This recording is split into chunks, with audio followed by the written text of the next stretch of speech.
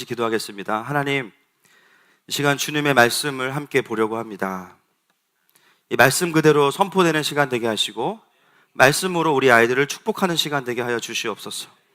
이 마지막 때를 건강하게 열어가는 교회로 불러주시니 감사합니다.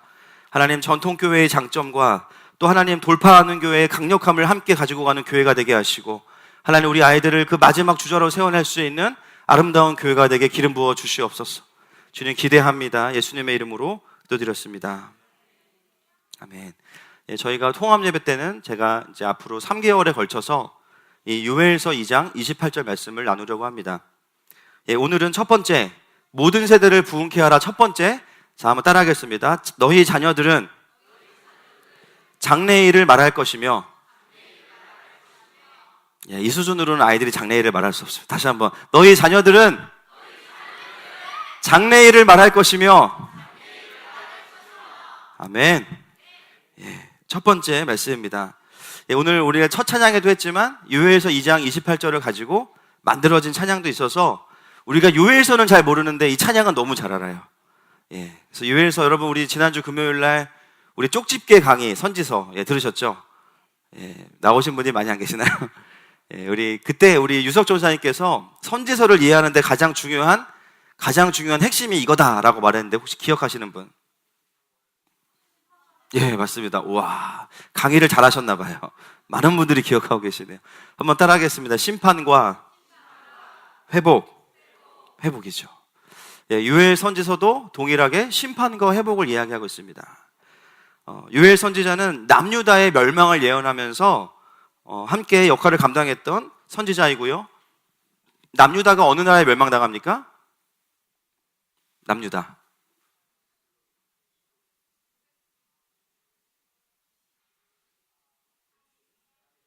바벨론이잖아요. 그죠? 다시 한번 바벨론. 이번 주에 한 번 더 하셔야 될 것 같아요, 강의를. 바벨론에게 이제 멸망당할 것을 예언하는 선지서죠. 그러면서 이 2장 28절은 어떤 부분에 위치하고 있냐면요, 심판의 이야기를 쭉 해요. 메뚜기가 오고 뭐가 오고 얘기를 쭉 하다가 이제는 회복될 것에 대한 이야기를 하는 그 서두에 제일 먼저 하는 얘기가 뭐냐? 바로 이 요엘서 2장 28절 말씀입니다. 할렐루야. 그 부흥의 첫 번째로 요엘이 풀어내고 있는 예언이 뭐냐면요, 모든 세대가 성령 안에서 부흥하게 될 것을 이야기하고 있습니다. 여러분, 이 본문이 말하는 이 후에 일어나는 회복의 날은 언제인가? 많은 분들이 이 요엘서 2장 28절 말씀이 굉장히 양극단으로 설교되고 있어요.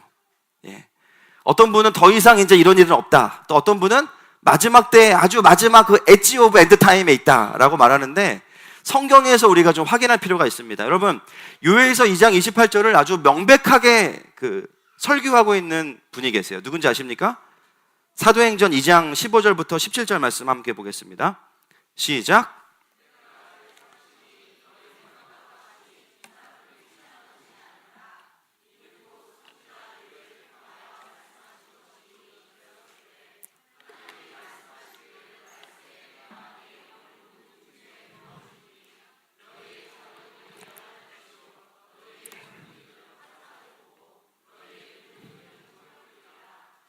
아멘. 여러분, 사도행전 2장에 어떤 일이 있었습니까? 성령께서 교회 위에 임하십니다. 할렐루야. 그리고 나서 성령의 충만을 받은 사람들이 방언을 말하기 시작하다가 베드로가 일어나서 복음을 전하기 시작해요. 그 복음을 전할 때 거기에 있던 바로 이 베드로가 이야기하는 설교 중에 뭐가 있냐면, 이 요엘서 2장의 말씀이 이미 응답되었다라고 말하고 있습니다. 할렐루야. 여러분, 요엘서의 예언은 다른 해석이 있을 수가 없습니다. 엄청난 주님을 향한 갈망이 있네요. 여러분, 익숙하시죠? 저희 교회는 이게 늘 일이니까. 여러분, 예배 중에 아기가 태어나도 긴장하시면 안 돼요. 더한 일이 올 수 있습니다. 할렐루야. 제가 까먹었어요. 요엘서의 예언은 다른 해석이 있을 수가 없습니다. 왜냐하면 베드로가 이것을 딱 이야기했기 때문에, 따시다, 성경은 성경으로 푼다. 이 말씀이 사도행전의 요엘서를 성취하고 있는 거죠. 즉, 여러분, 이것은 무엇을 의미하냐면 마지막 때에 이 세대적인 부흥이 일어날 것을 요엘서가 예언했는데 그때가 언제냐면 예수 그리스도의 복음 사건이 끝나고 나서 성령께서 오시면서 초대교회에 성령이 임하면서 이미 초대교회에 이 동일한 부흥이 있었던 것입니다. 그래서 베드로가 뭐라 그랬냐면 지금 너희가 보고 듣는 것이 바로 이 요엘서가 예언하고 있는 이 하나님의 뜻이 이루어진 것이다. 초대교회의 모든 세대의 부흥이 성령 안에서 강력하게 임한 것이죠. 마지막 때에 이제 앞으로 일어날 일이 아니라 이 일은 이미 과거에 초대교회에 일어났습니다. 그런데 중요한 건 뭐냐면요, 끝난 것은 아니에요. 아멘이십니까? 성령께서 오시면서 이제는 예수님께서 오신 이후에 말세가 시작이 되었고 그때 성령께서 오시면서 모든 세대에 부흥할 수 있는 성령께서 임재하셨기 때문에 교회마다 사실은 가장 먼저 일어나야 되는 게 뭐냐면 모든 세대가 부흥하는 것입니다. 여러분, 그 부흥의 흐름을 같이 탈 수 있기를 축복합니다. 그것은 성령을 부으실 때 일어나는 거죠. 이미 성령께서 교회 위에 함께하고 계십니다. 저와 여러분과 함께하고 계십니다. 그래서 우리가 새롭게 성령을 받을 필요는 없어요. 다만 성령에 따라 성령의 충만을 갈망하자. 우리가 모두 성령을 받았습니다. 아멘이시죠? 방언 못해도 아멘이시죠? 예. 성령이 아니고서는 하나님을 아버지시라고 부를 수 없기 때문에 다 성령을 받은 자들이요. 다만 따라합시다. 레벨 차이가 있다. 시작. 레벨이 좀 달라요. 차에 기름이 다 채워져 있는데 어떤 차는 전문 용어로 만땅, 그렇죠? 어떤 차는 빨간불이 들어오기 직전이에요. 그래서 겉으로 보기에는 엄청난 차이가 없어 보여도 사실은 차이가 있습니다. 결국은 성령의 충만을 갈망할 때 놀라운 부흥이 오는 것입니다. 오늘 우리 모든 가정들과 성도들 위해 성령께서 더욱 충만히 임재하시기를 축복합니다. 그래서 오늘 자녀들에게 주시는 첫 번째 미션은 뭐냐면요, 너희 자녀들이 장래일을 말할 것이다 라고 말씀하고 있습니다. 여러분, 장래일이라고 요엘서는 말하지만 사도행전은 뭐라고 말합니까? 예언이라고 말하고 있어요. 여러분, 이거 왜 이렇게 다르죠? 예, 장래일과 예언. 보통 우리 아이들이 성령 받아서 예언한다 그러면 여러분 어떤 이미지가 떠오르세요? 아마 한 번쯤은 그런 장면 보셨을 텐데, 유튜브에서 막 4살짜리가 성령 받아가지고 앞에 나와서 막 방언하고 막 회개하라고 그러고 막 지적하고 본 적 없으세요? 예, 다음 주에 한번 저희 서열을 통해서 보여드리면 좋겠는데 안 될 것 같습니다. 막 그 꼬맹이 아이들이 나와가지고 막 예언하고 막 이런 전쟁이 일어날 것입니다 뭐 이런 얘기 하잖아요. 우리가 자녀들이 예언한다 그러면 이런 것들을 떠올립니다. 예, 막 정말 뭐 아이들이 성령 충만해서 막 약간은 좀 아이스럽지 않게 막 권사님 집에 사과나무 있죠? 없는데 있었으면 큰일 날 뻔했어요. 막 이런 식으로 점괘를 맞추듯이 막 너무 신령하게 이 예언을 보는 경향이 있는데요. 여러분, 제일 중요한 거는 성경적인 것입니다. 아멘이십니까? 이 원어로 보면 이 신약에서 말하는 사도행전의 예언과 이 요엘서 2장 28절에 이 장래일을 말한다라는 것은 나비아라는 언어를 가지고 있는데 이 어근이 뭐냐면 선지자에게 쓰이는 단어입니다. 즉 장래일 또는 예언은 무엇을 의미하냐면 선지자들이 선포했던 메시지, 그것을 예언이라고 이야기해요. 하나님께서 맡기신 말씀, 그것이 예언입니다. 그래서 이 예언을 했던 사람들이 누구냐라고 보면 왕이나 선지자나 제사장들이었어요. 그들이 하나님께 받은 말씀들을 가지고 풀어내기 시작할 때 그것을 뭐라고 불렀냐면 예언이다, 이렇게 이야기했습니다. 그 예언 안에는 어떤 메시지가 있습니까? 여러분 요즘에 열심히 통독하고 계시니까 아시겠지만 하나님의 회개도 들어있고 회복도 들어있고 위로도 들어있고 축복도 들어있어요. 결국 이 모든 것을 다 종합하면 무엇일까요? 그것은 하나님 나라의 큰 그림입니다. 할렐루야. 결국 하나님께서 성령 안에서 우리에게 풀어주시는 것은 몇 년도에 전쟁이 일어난다가 아니에요. 물론 그것도 분명히 부분적으로 하나님이 하시는 일입니다. 그러나 오늘 본문이 말하는 이 장래일과 예언은 그것을 의미하는 것이 아니라는 거죠. 그것은 뭐냐면 하나님께서 선지자와 왕과 제사장들을 통해서 풀어주셨던 하나님의 엄청난 경륜과 계획들을 이야기하고 있습니다. 그리고 신약에 와서 이것은 어떻게 성취가 되냐면 바로 예수 그리스도를 통해서 구원이 완성되고 그리고 이제는 이 땅 가운데 예수님을 통해서 하나님 나라가 임하게 됩니다. 할렐루야. 그리고 그 하나님의 나라가 확장되어져 가게 되죠. 이것이 바로 예언의 과정 속에 있는 거예요. 그러면서 이 땅은 심판주로 오시는, 이제 주님은 구원주로 오시는 게 아니고 심판주로 오십니다. 따라합시다. 심판주. 예, 심판주로 오시는 거예요. 그 오시는 주님을 기다리는 삶을 이 땅의 교회가 거룩한 신부로 살아갈 수 있도록 하는 것, 여기에 쓰임받는 모든 메시지가 다 뭐예요? 예언인 것입니다. 아멘이시죠? 그래서 성령께서 임하시고 자녀들이 장래일을 말하면 그 결론이 뭐냐? 신비주의로 가는 것이 아니라 요엘서 오늘 본문 뒤에 말씀 같이 한번 보겠습니다. 2장 29절부터 32절까지 시작.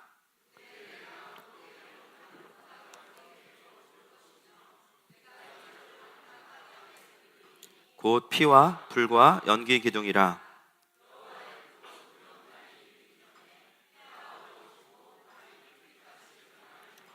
누구든지 여호와의 이름을 부르는 자는 구원을 얻으리니 이는 나 여호와의 말대로 시온산과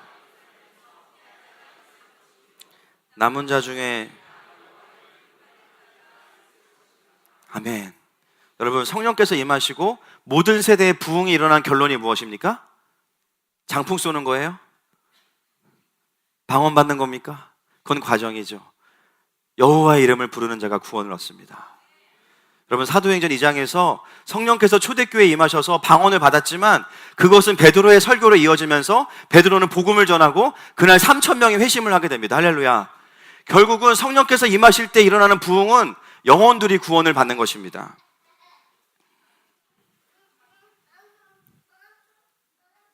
여러분, 이것이 바로 장래일, 예언의 의미가 되는 것이죠.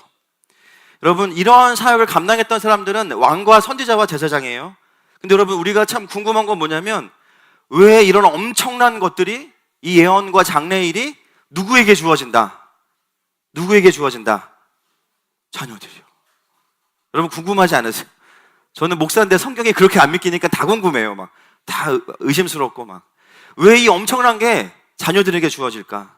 하고 많은 것들 중에서 왜 자녀들에게 이 예언이 임한다고 말씀하고 계실까?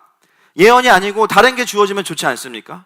성령을 받는 순간 막 아이들이 EQ와 IQ가 막 좋아지면서 책을 머리에 베고 잠만 자도 막 책 머리가 다 내용에 들어오고 EQ가 막 너무 좋아져가지고 학교에 전교생이랑 다 친해져 막.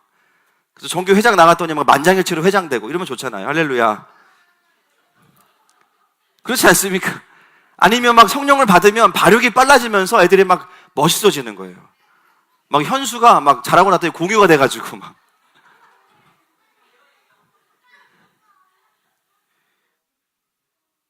우리 여자아이들이 막 자라는데 아이돌 외모를 가질 수도 있지 않습니까?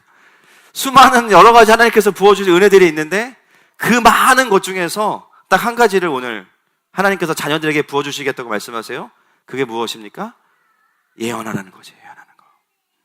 여러분, 왜 하필 수많은 은사와 수많은 기름 부으심 가운데 자녀들에게 이 예언하는 것이 주어질까? 더 쉽게 말하면 왜 리더들에게 주셨던 하나님 나라의 큰 그림과 메시지가 우리의 다음 세대에게 주어져야 되는가? 그것은 너무 중요한 이유입니다. 왜냐하면 우리의 자녀들이 그 하나님의 큰 그림을 어렸을 때부터 보고 자라가게 되는 것입니다. 여러분, 리더에게 주어졌던 그 큰 그림이 자녀들에게 주어진다는 것은 무엇을 의미하냐면 하나님께서 우리의 자녀들을 하나님 나라의 리더로 키우시기 원하신다는 거죠. 아멘이세요?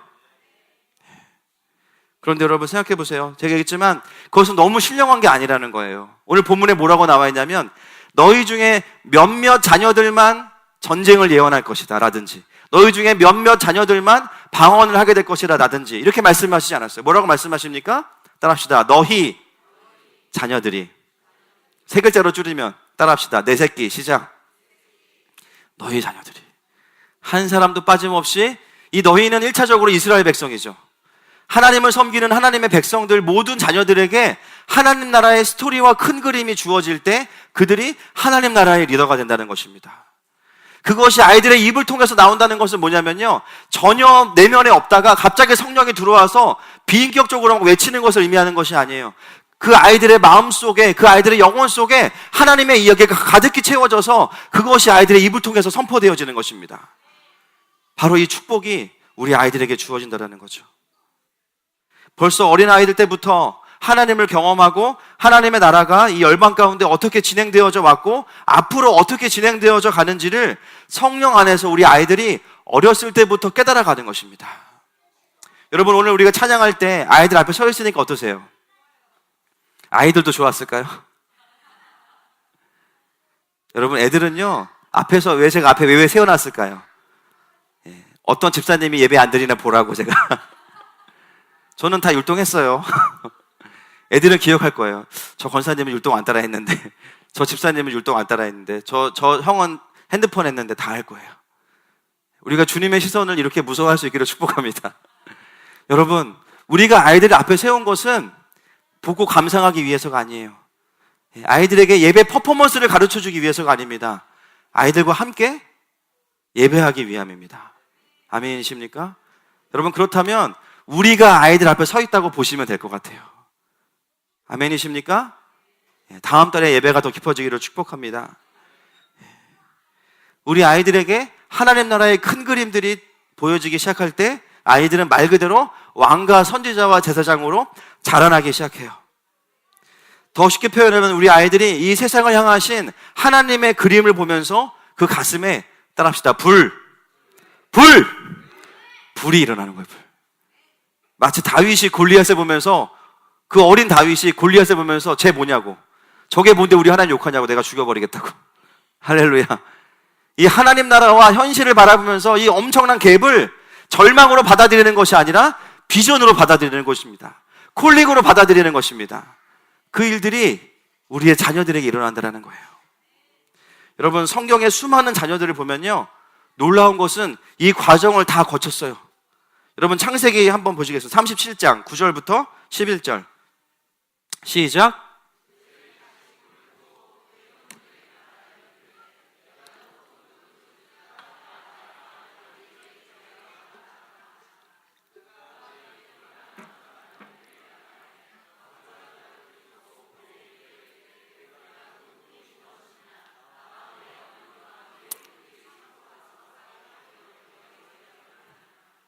이 형들은 시기하되 그의 아버지는,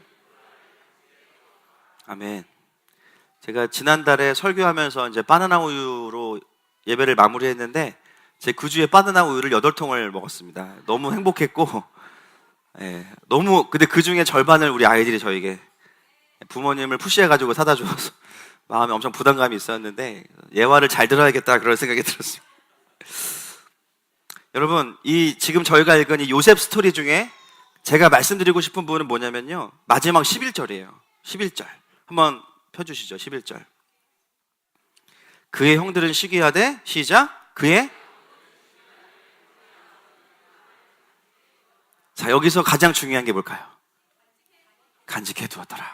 딩동댕동. 샤마르라는 단어예요. 샤마르. 여러분이 간직하다가 구약에 몇 번 나올까요? 470번 나옵니다.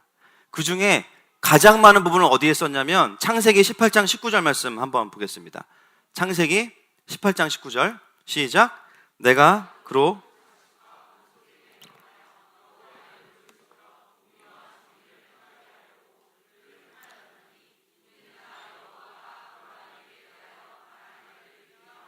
아멘. 여기에 샤마르가 등장하는데 어디에 있을까요? 앞부분에 있습니다. 여호와의 도를 지켜. 여러분, 요셉의 아버지가 누구죠? 요셉의 아버지 야곱이죠. 너무 당연한 걸 물어보시니. 야곱이 요셉의 꿈을 듣고, 사실은 굉장히 버릇없는 꿈이잖아요. 그죠? 아버지가 자식을 섬긴다니, 이런, 그죠? 네 가지 없는 꿈이 어디 있습니까? 그런데 요셉은 그 꿈을 듣고 뭐라 그랬냐면 마음에 간직했다 그랬죠. 그게 뭐예요? 창세기에 보면 여호와의 말씀을 지킨다와 똑같은 단어가 쓰이고 있습니다. 여러분, 아버지 야곱이 요셉에게 하나님께서 주신 꿈을 자기의 귀로 들을 때 어떻게 반응했냐면, 야, 그건 개꿈이야 라고 말하지 않았어요. 하나님의 말씀을 받는 것처럼 그 꿈을 받아서 마음에 지켰다라고 나와 있습니다. 할렐루야. 여러분, 이것은 굉장히 중요합니다. 여러분, 우리가 자녀들을 향해서 제대로 된 꿈을 간직하기를 축복합니다. 대부분의 가정들이 어려운 이유가 뭔지 아세요? 엄한 꿈을 간직하기 때문이에요. 자기 어렸을 때 공부 못하면 너라도 공부를 잘해야 된다. 자기가 어렸을 때 공부를 잘했으면 아빠가 잘했으니까 너도 잘해야 된다. 기승전 공부, 그죠? 아이들은 도망갈 방법이 없어요. 엄한 꿈을 간직하기 때문에 자녀들이 거기서 막 힘든 거죠. 학원에서 선생님이 얘를 못 끊게 하려고, 어머니 얘는 천재예요, 그 말을 믿음으로 받아들인 다음에 평생 걔를 천재라고 믿기 시작하기 때문에 이 아이는 그 압박 속에서 엄청나게 힘든 삶을 살아갑니다. 이게 뭐예요? 잘못된 것을 간직하는 경우에 이런 일들이 일어납니다. 자기의 한을 못 풀어서 자식에게 그 한을 간직하면서 아이를 내 꿈을 이루어줄 아바타로 키워가는 모습도 잘못된 간직을 하고 있는 것이죠. 여러분, 우리가 간직해야 되는 것이 무엇입니까? 그것은 이 자녀들에게 하나님께서 어떤 계획을 가지신지를 들어야 됩니다. 아멘이십니까? 그리고 그 꿈을 마음에 간직하고 자녀들을 키워가는 것이 중요해요. 여러분, 모세 보세요. 모세 어디서 자랐습니까? 왕궁에서 자랐죠. 누가 키웠습니까? 유모지만 그의 엄마가 키웠어요. 본문에 나오지 않지만 유일하게 모세는 친구가 없어요. 왜냐면 다 죽었으니까. 남자친구가 없어요. 왜 나만 남자친구가 없을까? 다 죽었어. 왜? 그때 들려줬던 엄마의 스토리가 뭘까요? 하나님이 너를 특별하게 사용하기 원하신다. 너는 이스라엘의 지도자가 될 거야. 너는 출애굽시킬 수 있는 장본인이 될 거야. 할렐루야. 그 이야기를 모세가 들으면서 자랐기 때문에 그가 40세에 비록 혈기가 왕성했지만 실패했지만 그가 분명한 것은 있었어요. 뭐냐면 나는 이스라엘을 구원할 사람이다. 할렐루야. 방법은 잘못됐고 혈기가 남아있었지만 분명한 자기가 무엇을 해야 되는 사람인지에 대해서 정확한 이해가 있었던 것입니다. 여러분, 사무엘 보세요. 사무엘상 1장 24절부터 28절까지 읽겠습니다. 시작.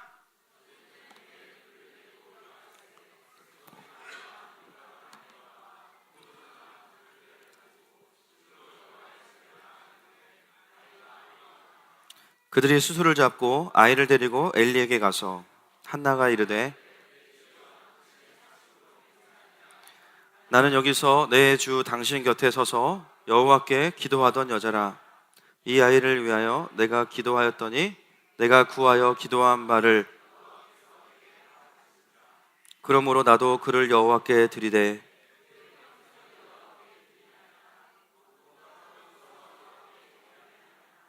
아멘. 자, 여러분, 사무엘을 키운 한나도 어렵게 얻은 자식이지만 하나님의 그림대로 그를 하나님께 바칩니다. 2장 21절과 26절 한번 제가 읽겠습니다. 여호와께서 한나를 돌보시사 그로 하여금 임신하여 세 아들과 두 딸을 낳게 하셨고 아이 사무엘은 누구 앞에서 자라니라? 여호와 앞에서 자라니라. 2장 26절 시작. 아이 사무엘이 점점 자라매 이렇게 자라던 사무엘이 어렸을 때 어떤 일이 벌어지냐면요, 3장 11절 12절입니다. 시작. 여호와께서 사무엘에게 이르시되 보라 내가 이스라엘 중에 한 일을 행하리니 그것을 듣는 자마다 두 귀가 울리리라. 내가 엘리의 집에 대하여 말한 것을 아멘. 여러분, 처음 하나님의 음성을 듣는 하나님께서 사무엘에게 까꿍 뭐 이런 거 안 하셨어요. 엘리의 집의 멸망을 말씀하셨어요. 이것은 뭐냐면요, 킹덤을 풀어주신 거예요. 지금 하나님의 나라가 어떻게 흘러가고 있고 주원이한테 지금 하나님께서 열방 가운데 어떤 일을 행하시고 이스라엘 가운데 어떤 일을 행하시고 북한에 어떤 일을 행하시는지를 말씀하고 계신 거예요. 여러분, 자녀들을 하나님 나라의 리더로 키우는 것은 스펙을 키우는 것과는 좀 다릅니다. 하나님의 나라를 그들의 삶 가운데 펼쳐줄 수 있는 것이 필요해요. 하나님의 킹덤을 어렸을 때부터 들을 수 있는 자리가 필요해요. 여러분, 나중에 사무엘이 누가 됩니까? 이스라엘을 하나님께로 돌이키게 하는 강력한 선지자가 되고 이스라엘의 전무후무한 왕, 예배자 누구예요? 다윗을 기름 부어 세우는 영적인 산파의 역할을 감당하죠. 그냥 갑자기 된 것이 아니에요. 어렸을 때부터 킹덤이 열려있는 아이들이 이런 일을 행할 수 있습니다. 할렐루야. 다니엘, 다윗 무수히 많아요. 너무 많아요. 하나만 더 볼게요. 끝판왕 예수님. 자, 누가복음 2장 15절부터 19절 시작.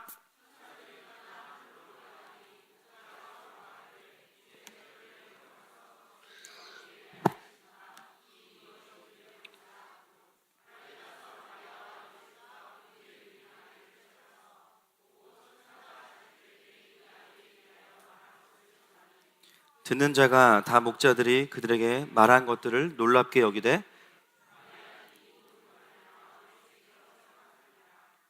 여기서 핵심은 뭘까요? 어떻게 하셨습니까? 이 세 개다가 샤마루와 똑같은 거예요. 여러분, 신약과 구약을 전체를 꿰뚫고 있는 것 중에 하나가 뭐냐면 믿음의 자녀를 키웠던 믿음의 부모의 공통점, 그에게 주셨던 하나님의 꿈과 계획을 알고 그것을 마음에 간직하고 그대로 키워주는 것이었습니다. 아이들이 잘하는 것을 하게 해주는 거, 아이들이 하고 싶은 것을 하게 해주는 거랑은 전혀 다른 문제죠. 우리가 하고자 하는 교육은 사람으로부터 시작되는 것이 아닙니다. 하나님으로부터 오는 것입니다. 이 아이를 우리 가정에 주신 하나님의 뜻과 계획이 무엇인지를 날마다 하나님께 묻고 기도하고 간구하면서 그 그림을 받아내는 거예요. 물론 완벽한 그림은 아닐 수 있습니다. 그러나 하나님께서 주시는 마음들을 받아내서 그것들을 아이들과 함께 행하기 시작하는 것이죠. 하나님의 언약의 성취의 관점으로 아이를 대해줄 수 있기를 축복합니다. 오늘 우리 모든 부모들에게 이 영안이 열릴 것을 축복하고 선포합니다. 그래서 아이들이 어렸을 때부터 그 그림들을 보게 되는 거예요. 여러분, 청년부는 뭐 다릅니까? 똑같아요. 왜냐하면 그렇게 자란 사람들이 청년들이기 때문입니다. 여러분, 싱글들은 어떻게 적용해야 될까요? 나는 내 인생에 정말로 그 하나님의 그림들을 가지고 살아가고 있는가? 나를 향하신 하나님의 언약과 하나님께서 나를 이 땅에 보내신 목적과 사명이 무엇인가? 그 그림 안에 내가 살아가고 있다면 성공적인 삶일 것입니다. 그런데 어느 순간 삶에 녹록치 않으니까 포기하기 시작하죠. 사역을 하다가 사역을 내려놓고, 전에는 주님을 깊이 만나다가 이젠 주님을 더 깊이 만나지 않아요. 왜냐하면 별로 주님이 도움이 되는 것 같지 않아요. 한마디로 말하면 킹덤을 포기하고 사는 것입니다. 아무리 내가 살고 싶은 인생을 산다고 해도 그것은 하나님의 장래일, 하나님 나라와는 상관이 없는 일일 수 있습니다. 오늘 이 자리가 하나님의 뜻과 계획을 다시 구하는 자리가 되기를 축복합니다. 그런 속담이 있죠. 늦었다고 시작했을 때가 가장 빠르다. 그래서 저는 그거보다 더 강력한 메시지가 박명수 씨가 어록 중에 보면 늦었다고 생각할 때가 이미 늦은 거다. 저는 거기에 동의합니다. 여러분, 이미 늦었어요. 우리는 부모로서 자녀들을 그렇게 키우기에 너무 늦었고, 청년으로서 인생을 돌이키기에 너무 늦었어요. 그런데 중요한 건 뭐냐면요, 더 늦어지면 안 됩니다. 할렐루야. 아멘이십니까? 더 늦어지면 안 돼요. 더 돌이킬 수 없어지게 됩니다. 여러분, 이것이 가정 안에서 또 우리의 삶 속에서 가능해지려면 정말 중요한 게 필요해요. 첫 번째로 가정 안에 따라합시다. 거짓된 그림을 제거하라. 거짓된 그림을 제거해야 돼요. 여러분, 이거는요, 예배 분위기 좋다고 되는 게 아니라 치열하게 여러분 삶에서 소화하셔야 됩니다. 교회에서는 아멘하고 집에 와서는 공부 안 한다고 때리고 이럴 수 있어요. 집에서는 아멘하고 집에 와서는 예배 빠지고도 학원 가라고 말할 수 있는 거예요. 세상의 그림에서부터 가져온 그림들을 가지고 아이들을 키우면서 하나님의 그림으로 키운다고 불가능한 거예요. 이것은 하나님의 꿈과는 다르죠. 심지어 교회들도 정신 못 차리고 하나님의 이름을 내걸고 성공주의를 가르치는 곳들이 있습니다. 정신을 똑바로 차려야 됩니다. 부모가 또는 이제는 장성한 청년들이 해야 하는 것은 하나님으로부터 오지 않는 인생의 그림들을 일단 내려놓는 작업이 필요해요. 이게 너무 어려워요. 여러분, 아마 계속 내려놨다가 또 집었다가 내려놨다가 집었다가 이러실 거예요. 굉장히 위로를 받으시는 표정이신데 쉽지 않죠? 그런데 해야 됩니다. 해야 됩니다. 아멘이십니까? 실패할 수도 있어요. 근데 해야 돼요. 두 번째는 부모가 다시 자신이 하나님 나라를 회복하고 하나님 나라를 가르쳐야 됩니다. 이것은 뭐냐면요, 부모이기 전에 자기도 다시 자녀의 자리로 돌아가야 돼요. 청년의 때를 이렇게 보내지 않았으면 자녀들에게 해줄 말이 없는 거예요. 왜냐면 아빠 엄마는 그냥 세상 논리대로 살아왔기 때문에 자녀들에게 청년을 어떻게 하나님의 백성으로 지내야 되는지를 가르쳐 줄 수가 없는 거예요. 자기도 하나님의 그림을 모르고 하나님의 뜻을 모르면서 어떻게 자녀들에게 그것을 가르쳐 줄 수 있겠습니까? 내가 자녀됨이 회복되지 않으면 부모됨도 회복될 수가 없는 것입니다. 지금 하나님께서 이 땅 가운데 무슨 일을 하고 계시는가, 이 열방이 하나님 나라의 관점에서 어떻게 흘러가고 있는가를 알지 못한다면 자녀들에게 가르칠 수 있는 것이 국영수 외에는 별로 없는 것입니다. 여러분, 자녀들에게 국영수 열심히 가르쳐야 돼요. 경제교육도 해야 됩니다. 그런데 그것을 가르치시려면 잘 들으세요. 그거보다 100배 정도, 몇 배? 1000배 시작, 10,000배 시작, 10,000배 정도 하나님 나라를 가르쳐야 됩니다.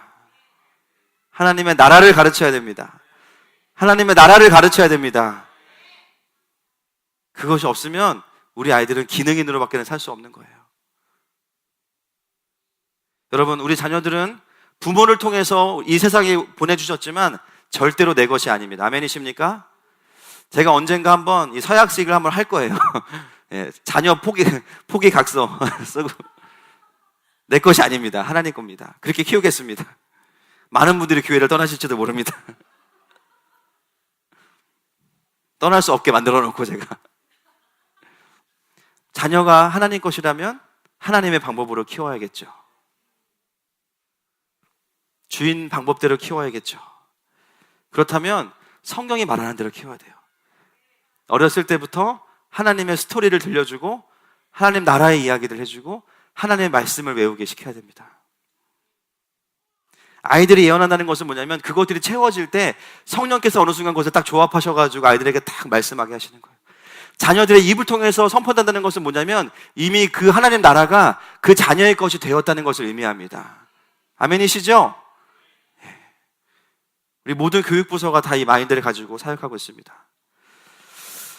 저는 오늘 설교를 마무리하면서 저희 가정 얘기를 잠시 하고 마치려고 하는데요. 오늘 이 본문은 사실은 저희 가정에 주시는 하나님의 음성이에요. 첫 번째로. 저에게 두 아들이 있어요. 그리고 아내가 한 명 있습니다. 그 두 아들을 보면 뭐 예쁘죠. 예쁘고. 근데 계속 보면 좀 쉽지 않지만 잠깐씩 보면 예쁩니다. 농담입니다. 항상 예쁜데 저희 부부가 항상 하는 말이 있어요. 저희도 내려놨다 들었다 내려놨다 들었다 계속합니다. 어떻게 이 아이를 하나님 앞에 우리가 드려야 될 것인가? 이 두 아들들이 하나님 나라를 먼저 알고 하나님을 경험하고 그분의 말씀으로 세상을 해석하고 하나님의 그림 안에서 자기의 삶의 자리를 좀 찾아갔으면 좋겠다는 마음이 있어요. 근데 삶의 자리에서 그것을 가르치는 것은 되게 어렵습니다. 근데 저희가 이제 하나 감사한 것은 오늘 말씀과 관련된 이야기가 저희 삶에 하나 있었는데 뭐냐면요. 저희 이제 은율이가 저희가 이제 아침에는 2번 예배를 드리는데 아침에는 시편으로 이제 찬양을 해요. 기도제단 찬양을 하고 올려드리고 저녁에는 스토리로 통독을 하는데 저희가 이제 창세기 37장을 지나갈 때였습니다. 그때 아마 조금 몇 개월 된 것 같은데 요셉 스토리를 쭉 이제 시작했는데 은율이가 그랬대요. 엄마한테. 엄마 나는 꿈이 없어. 그렇게 말했다가 요셉 스토리를 쭉 말씀을 듣다가 어느 날 아침에 뭐라고 얘기했냐면 저희 첫째가 이렇게 이야기했대요. 엄마 나 꿈이 생겼어. 뭐냐 물어봤더니 은율이가 아픈 사람을 위해서 기도해주고 마음에 가시가 있는 사람을 위해서 나쁜 마귀야 떠나가라. 이렇게 기도해주는 게 자기의 꿈이라는 거예요. 뭐 세습 이런 거 생각하지 마세요, 여러분. 지금 굉장히 긴장하시는데 전혀 걱정을 하덜덜 마시고